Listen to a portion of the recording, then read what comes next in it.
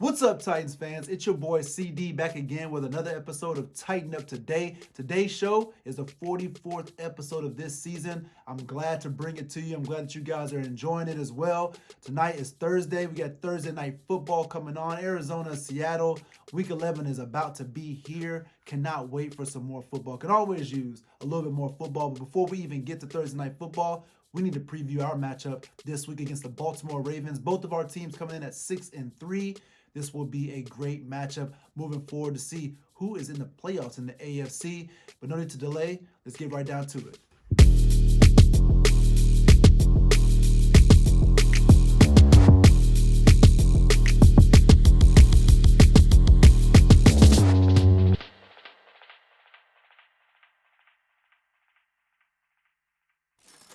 Tennessee Titans draw the Baltimore Ravens at 6-3 for our Week 11 matchup. The Titans will come into this game as well, toting that 6-3 record. Now, you would think this is a great matchup, and I think so as well. But the truth is, our 6-3 record is somewhat of a facade at this point.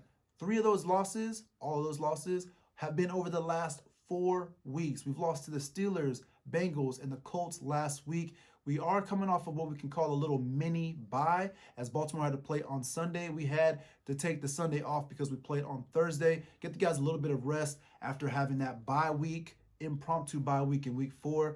This is probably the last little breath of fresh air moving forward, and we definitely need to take advantage of this. So let's go ahead and jump straight into the Tennessee Titans offense and what it looks like going up against this Baltimore defense. As you can see here, the Tennessee Titans currently 27.1 points per game. Looks like we're a top 10 team when it comes down to offense, but our offense has been pitiful the last 3 weeks. Almost you can actually go back a little bit to 4 weeks ago, even when we lost to the Steelers.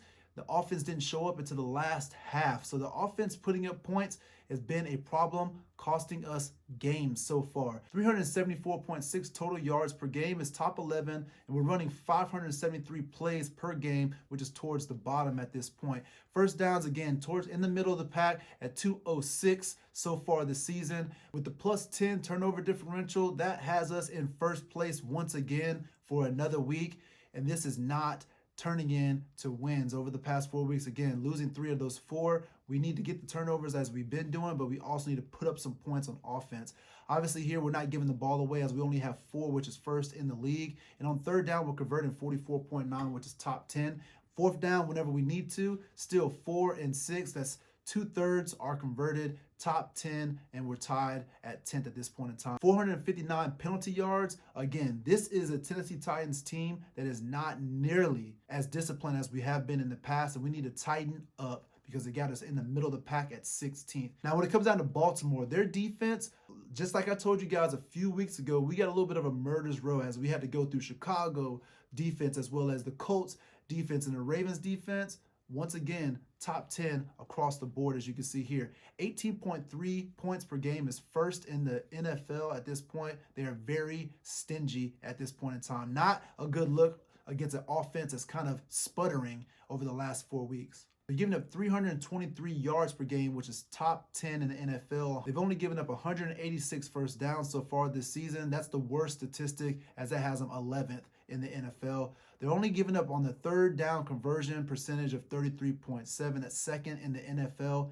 8 for 20 on fourth down. That's 40%. 298 penalty yards. This is the most disciplined defense in the NFL right now, as they are first place with the least amount of penalty yards on defense. Their plus 3 turnover differential is top 10 at this moment, and 14 takeaways is absolutely amazing, putting them in the top 10 as well. As I told you guys, their defense is legitimate. We can expect them to give us a little bit of a problem moving forward, but we have an offense. We've seen it. We've seen it work. We know that there's a good possibility that we could put something together, kind of string the running game together along with a good passing game and shock a good defense. But how are we going to do that? We'll start off with the run. The run game right now, as you can see, we have 278 attempts on the season. That's 8th most in the NFL. 148.7 yards per game on the ground is 6th, with a 4.8 yard per carry, which is tied for 7th at this point. 9 touchdowns on the ground is top 11th, with 7 explosive plays has us in the top 10 in the NFL. Baltimore rush defense is a little bit of a mixed bag. As you can see here, they're only giving up 109.7 yards per game, which is 11th, but they're also giving up 4.5 yards per carry, which is 20th. So I'm a big proponent of averages. I think that 4.5 yards per carry speaks a lot louder than the 109.7 yards per game, and I'll show you why. As you can see here in the attempt section, they have the fourth least amount of rushing attempts on them with 219, which means that 109.7 is pretty much a lie. The reason why they're not giving up the yardage is because no one is running the ball on them. They've given up 7 touchdowns so far this season, which ties them for 6th. And with those 8 explosive plays, that's tied for 24th. So again, we'll break this down. Those numbers, I say numbers don't lie, but sometimes they absolutely do. Again, those yardage numbers that they're giving up each game, they haven't played a team like the Tennessee Titans that are going to come out and we're going to run the ball. We have the running back who leads the league in carries. Best believe that they're going to have to tackle Derrick Henry at least 20 times, if not more, this game, especially after we know that they had some difficulty tackling in the AFC divisional round last season. So obviously our number one rushing threat is the king, Derrick Henry. Again, like I said, he is leading the NFL in carries right now with 201 carries on the season. He has 946 yards rushing, which is not tops in the league at this point. He's actually second, really close. Dalvin Cook out there running and playing very well so far, and he has a very high average as well. Speaking of high averages, 4.7 for Henry. Not tops in the NFL by any means, but it's still a solid average. Anything above 4 is respectable. You start to get closer to 5, and you're doing some big things on the ground. 8 touchdowns has him tied for 5th in NFL, and 5 explosive plays is currently tied for 3rd when it comes down to the ground game. Their defense, they bring out a rookie out of LSU, Patrick Queen. Number 48, the rookie, is right now their leading tackler on the Ravens defense. Again, a good defense, and he is the anchor so far. 61 tackles, 43 of those are solo tackles, 2 sacks, 6 tackles for a loss, 2 forced fumbles, 2 fumble recoveries, as well as a defensive touchdown. This guy is going to be a little bit of a problem all over the place. He's quick, very athletic, young, full of energy. We'll have to keep a hat on him to allow Derrick Henry to roam free. I think that this is something one-on-one. He's not built as big. I think that Derrick Henry, if they're one-on-one, he can put a stiff arm in his face or his chest and get by him. But again, we'll have to see that, and that's why they play the game. Anyway, so passing the ball, a little bit different for us because, again, we started off doing very well through the air and on the ground, mixing it up a little bit. But Ryan Tannehill, we'll get to him in a little bit. But our team passing offense right now, we have 282 attempts, which is towards the bottom of the league, 225.9 yards per game, towards the bottom of the league. The 27 explosive plays at this point is in the middle of the pack, and only 13 sacks allowed is good for a tied for 5th, top 5 performance so far in the season. Now, the Baltimore pass defense, again, a little bit of a mixed bag, but for the most part, very tight. They're giving up 213.3 yards per game. That's 7th. 64.1% of pass attempts on them are completed, which is a top 10 ranking at this point. 6.5 yards per attempt is 2nd in the NFL. 12 touchdowns allowed, tied for 4th, but only 4 interceptions so far, which has tied them for 27th in the NFL. 89.6 quarterback rating is 8th. They're in the top 10 in sacks with 25 at this point, and they have only given up 21 explosive plays through the air, which is 2nd in the NFL. That could be a problem because, again, they're very stingy when it comes down to the pass game. We do come out there, and our leader, number 17, Ryan Tannehill, who we looked at as an elite MVP caliber quarterback who has been struggling over the past few weeks with accuracy and timing with our wide receivers. Tannehill currently on the year has 106.9 quarterback rating, which is top 10, still sound. 64.8% of his passes are complete. We started off hovering around 70, and we keep slowly coming down, as last week was another week where he was below 70% pass completion. So far, 21-28 through the air pass yardage, 7.6 yards per attempt, 20 touchdowns to 3 interceptions. Those 20 touchdowns are top 10 as well. Again, 20-3 quarterback touchdown to interception ratio is very good and very efficient. That's all we can ask for. Who's going to be throwing to? A.J. Brown, currently our wide receiving threat at the top. 32 receptions, 478 yards. 14.9 yards per catch, 6 touchdowns, and 6 explosive. Those 6 touchdowns are tied for 8th with Jonnu. And we'll bring him up here in a second. But Corey Davis is the number 2 wide receiver threat for us right now, statistically speaking. Shout out to Corey. Again, we lost another guy.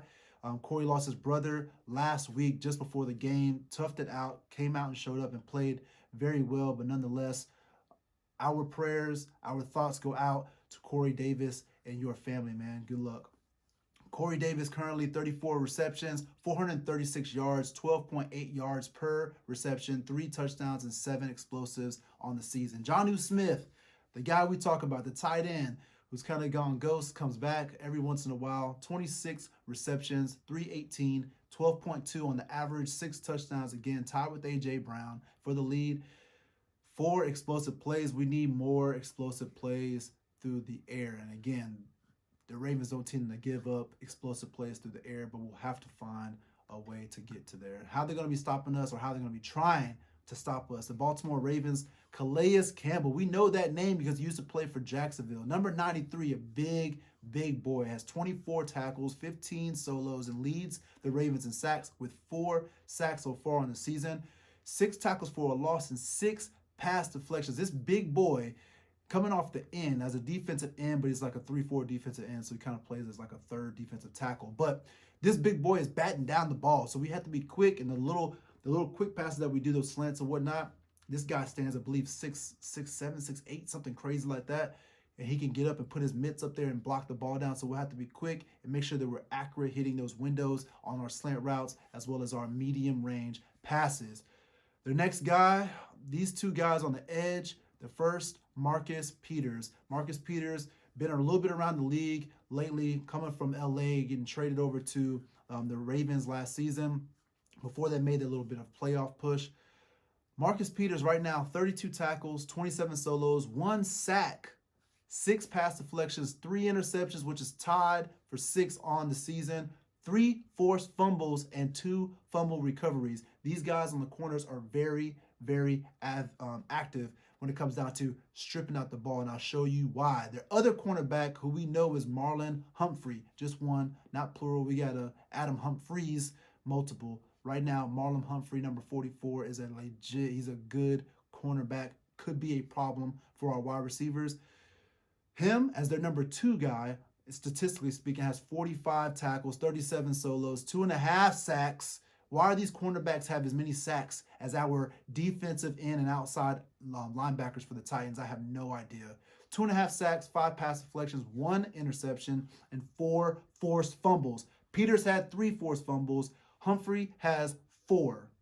Keep that in mind whenever we're running with the ball after the catch. Make sure you tuck it away. Do not cough that ball up. Now, the Baltimore Ravens, talked about their defense. What does their offense look like? We all know a couple of their key players. Obviously, Lamar is one of the big guys, but total team offense looks like this. The Baltimore offense is currently putting up 26.9 points per game, which is 12th. They have 348.1 yards per game and 567 plays run so far, which is towards the bottom, along with their first downs, where they have 177 currently, and that has them at 29th in the NFL. That turnover differential shows its face again, +3 currently for them on offense, tied for 9th in the NFL. They've only given the ball away 11 times, but that's tied for 15th in the middle of the pack average in the NFL. 43.6% of their third downs, they're converting, and that's 11th in the NFL and could be an issue for us as you can see on the other side, and we'll get to it here. We've been still having issues stopping third downs. But on fourth down, they're in the middle of the pack. They're 7 for 12. That's 58.3%. When it comes down to penalties, the Baltimore Ravens currently have 548 penalties. As you can see, they're 28th when it comes to holding the ball and committing penalties, not as disciplined as their defense, who was first in the NFL as not committing penalties. So we'll see how that works out and if that comes back to bite them in the butt on Sunday. Now, our Tennessee Titans defense looks like this statistically. We're currently giving up 26.1 points per game, middle of the pack. 398.1 yards per game is towards the bottom, along with 217 first downs and a 53.2% third down conversion rate on defense. These are not good statistics to have. And as of last week, whenever we played the Colts, even whenever we got off, quote unquote, got off the field on third down, They went for it again on 4th down, which has now exploded on our 4th down conversions. As you can see here, we're giving up 11 for 16, which is 68.8%. That's a scary number to give up. Between the 3rd down and 4th down conversions, I don't know why teams would even kick field goals or punt against us. We're currently tied for 27th. 460 penalty yards in the middle of the pack when it comes down to defense. Plus 10 turnover diff, as we said before, and we got the ball 14 times, taking it away from our opposition, which has us tied for 8th in the NFL. Again, those are good statistics. Some of them are good. Some of them are absolutely miserable. Our defense coming into this on paper looked amazing. Has not completely come together. Desmond King played his 2nd game last week. Still waiting for him to kind of jump out. He had that touchdown, that fumble recovery in the 1st game. This is the week where we need him to step up as well. But their pass offense, we'll see how the Baltimore Ravens get into it. But first, I want to go into their rush offense. Let's break it down. So Baltimore, their rush offense, currently 2nd in attempts with 294, 164 yards per game, which is 2nd in the NFL. They're averaging 5 yards a clip. That's 5th in the NFL. And the Ravens' 10 touchdowns is tied for 11th in the NFL. And with their 15 explosive plays, they sit alone atop in the NFL first when it comes down to explosive plays on the ground. Now, the Tennessee Titans rush defense, as you can see here, is average. And I mean average. All of their rankings, as you can see here, between 15th and 20th, right in the middle of the pack. 120.7 yards per game, 4.5 yards per carry they're giving up. They've only gone up against 241 rushing attempts, so we can expect that to go up significantly going up against the number 2 rushing team in the NFL, and when it comes down to attempts. 9 touchdowns we've given up and 7 explosive runs so far on the ground. Our defense, we've had some ups and downs, to say the least. This is a week where we know they're going to try to run the ball, and we have to come up and step up, make tackles on their number 1 running back. So who's their number 1 running back, their best running threat so far? He's not a running back. He's actually their quarterback. Lamar Jackson, number 8, currently has 9 carries, 524 yards on the ground, 5.8 yards per carry, 3 touchdowns and 5 explosive plays, which is actually tied for 3rd in the NFL. So to combat speed, we need as much speed as we can in the linebacker core for the Tennessee Titans, and we bring to the table Jayon Brown. So now we stopped these guys last season in the playoffs. I think this should be the formula once again. Jayon on the season, 73 tackles, 43 of those tackles are solos, 1 sack, 4.5 tackles behind the line of scrimmage, 8 pass deflections, 1 interception, and 2 forced fumbles. We're going to expect a lot from Jayon stopping the run. And they also have the young J.K. Dobbins, who will be catching or will be running the ball in a more standard way, getting handoffs and the read option in other ways. But Lamar Jackson so far is their leading rusher, and he's the guy we need to put our eye on. He doesn't want to get rid of that ball. Trust that. Now, he doesn't want to get rid of the ball. He can run it, but he can also pass the ball. So how does the Baltimore pass offense look so far this season? They have 250 attempts, which is actually 31st in the league when it comes down to attempts. One of the least throwing teams in the league. 184.1 yards per game, obviously, because they're not throwing much. 23 explosive, which is tied for 24th. 23 sacks allowed, which is surprising because if you're not throwing that much, but you're giving up a lot of sacks, what exactly are you doing, Lamar, behind the line of scrimmage? But they're tied for 20th when it comes down to sacks allowed. Now, the Tennessee Titans rush defense was average. Our pass defense is mediocre. It's really bad towards the bottom in most categories. 277.4 yards per game is 28th in the league. 67.8 pass completion percentage, which is tied for 21st. 7.1 yards per attempt. 20 touchdowns given up, which is tied for 28th in the league. We do have those 9 interceptions, which is top 5 in the league. Keep that up. 96.0 quarterback rating is in the middle of the pack. We've gotten 11 sacks, which is towards the bottom still. We played some teams that give up a ton of sacks, and we cannot get to the quarterback. And we're currently tied for 12th when it comes down to explosive plays, only giving up 27 on the season. So that's kind of a little bit of a silver lining, if you will. Not giving up the big play, but giving up a lot of little stuff and a lot of first downs and not able to get off the field on 3rd down. So Lamar Jackson, we know him running. I already gave you those stats. How about his passing stats? His passing stats, he was an MVP last year, throwing the ball all over the place. Doesn't look anything like that this season. 95.6 quarterback rating, 64% of his passes are completed. He's only thrown for 1762 so far. 7.1 yards per attempt, 14 touchdowns to 5 interceptions is a pretty good ratio. but it's just not his MVP numbers when it came down to throwing the ball last season. Some people have said that he's actually throwing the ball better. I argue that it actually looks a little bit worse when it comes down to efficiency so far this season. But he hasn't thrown the ball much either, so maybe that's the reason why the numbers look the way they do. Who's he going to be throwing the ball to? Well, he's got a couple options. The speedster is Marquise Brown. Number 15 has 32 receptions so far, 431 yards through the air. He's another one of those guys likes to a man beater, shallow crosses, likes to go deep from time to time, but shallow crosses and also getting balls behind the line of scrimmage. Expect him to be all over the place. 13.5 yards per catch, 2 touchdowns and 8 explosive plays so far in the season. Mark Andrews, the safety blanket, has been there for Lamar since he got there. 33 receptions currently on the season, 358 yards of receiving yards, 10.8 yards on average, 5 touchdowns and 4 explosive plays for Mark Andrews. A very talented tight end. You can argue he might be like the 3rd or 4th best tight end in the NFL right now. How do we stop him?